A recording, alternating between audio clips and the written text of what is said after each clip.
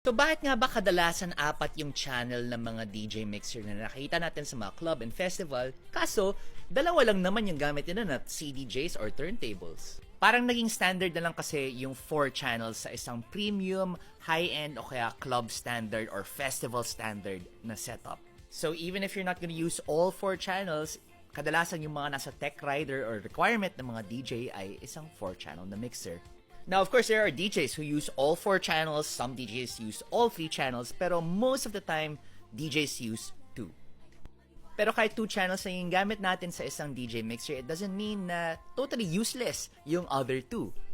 Kapag ako nagdi-DJ, tas gamit ko to, yung DDJ 1000 SRT, ito yung main 2 channels na gamit ko, diba? But sometimes, maglo-load ako ng tracks dito sa channels 3 and 4 kung gusto kong may naka-standby ako doon ng mga kanta. Kunyari, ginawa akong music spinner for an event and I have to play something according to a program, at least may nakahain ako dito na kanta sa 3 and 4 para mabilis yung switch over instead of having to go through a mouse and clicking and dragging over onto decks 1 and 2. Another use for channels 3 and 4 kung meron kang 4-channel na mixer or controller is that pwede kang magkabit ng other devices to it. So sabihin natin may turntables ka, pwede mo ikabit sila sa channels 3 and 4 kasi may phono inputs to. Or pwede kang magkabit ng pares ng CDJ, or even if you have, I don't know, like an MP3 player, may iPod ka, or kahit tape deck kung gusto mo, pwede mo sila ikabit dito sa channels 3 and 4.